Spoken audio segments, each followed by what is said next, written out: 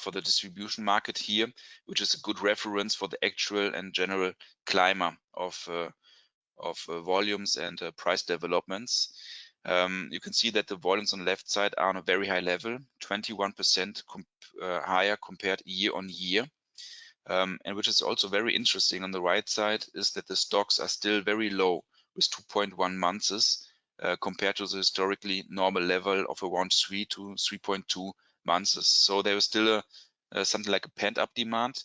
However, the distributors, they have to take care not to have too much stock, because also the prices for them increase significantly. And talking about the opportunities and threats, the economical scenario is promising. As I said, it strongly depends on the further course of the pandemic in the country, that's for sure. The security of supply has the highest priority, that's for sure.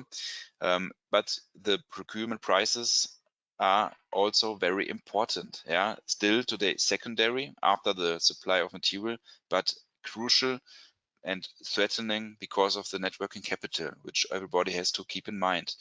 So the situation of net working capital changed a lot during the last 15 months. About the energy rationing and in consequence the production shutdowns, we think it's unlikely that it's happened. However, electricity prices are sure to rise.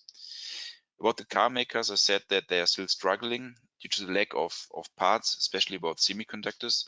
But if this is improving, and we understand that the situation of semiconductors has to improve in the first half of 2022, and also the situation about COVID is going to be more stable, there will be a strong upcycle still in 2022. So to our understanding, the further price increases are possible, but only, as I said, if the demand side remains strong. Environmental restrictions and green agenda includes reducing coal capacity in around 40,000 tons per month average. However, while demand for thermal coal is stable, this material will still be required, and to completely replace it with cleaner materials will take many years, as that would mean the gradual abandon of 500 thermoelectric plant assets in Latin America, 100 of them just installed during these last 10 years. As coal won't disappear from one day to another, there are cleaner alternatives to use in the carbon pyramid. For example, the switching from low-cost bituminous qualities to better anthracite or cokes in the top of the pyramid. Target will be to have the highest fixed carbon percentage possible. Say for anthracite, it's more than 80% with higher heating power, which means less tonnage and less quantity of carbon will be burned. And price-wise, these qualities cost more than a standard 70% fixed carbon ones, but offer better and cleaner resource rates. As to regional alliances, I will mention the Escazú mining agreement that is signed and effective since April this year, with participation of 24 Latin American countries, except Chile. This is the first environmental regulation that considers access to information, public participation, and justice in environmental matters in Latin America. Some aspects being considered are to standardize permissible tolerances of contaminants for all countries, responsible mine closures, fair distribution of royalties, and to leave some progress to the surrounding communities living in extreme poverty. This steel bubble period will be over sooner or later. Therefore, it is suggested to make the most of the profit and wisely invest in ensuring self-supply for critical raw materials. Alliances for industrialization within the regional mills to build ferroalloy facilities, for example, would decrease dependence of supply from afar and protect a bit against price instability, balancing the price asymmetry.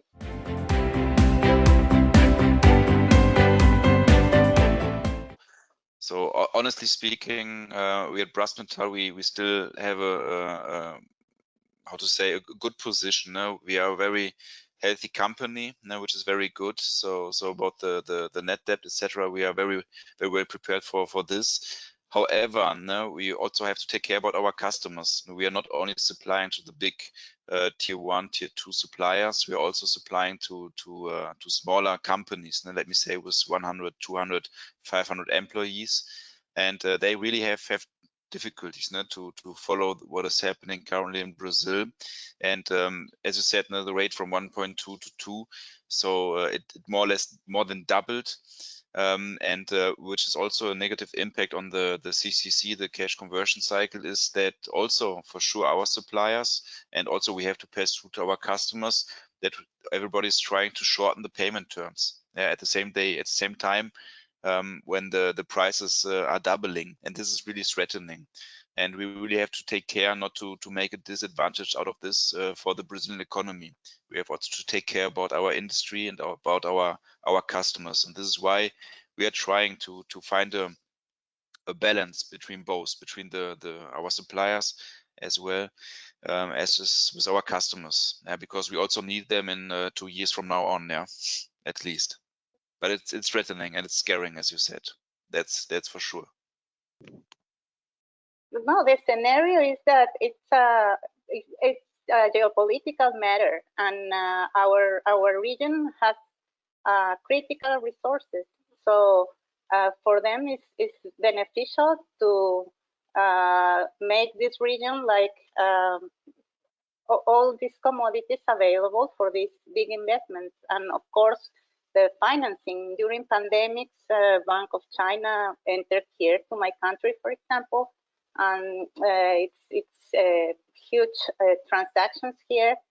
So of course, I mentioned there in my presentation that it's like we are a region that is changing its owner or main owners, or yeah, it's happening these last 15 years, and now we see that. No, maybe since 2005 that it began, and they are trying all the time and trying to get used to the negotiation styles here, how we work here. First investments were definitely not okay, but now it's getting better and better understandings, and it's working somehow, because if not, and there in the chart just some projects are shown, but of course service sector is another one, and many others, construction, infrastructure, and not just mining or energy, but I just extracted some to show, because these are related to steel business.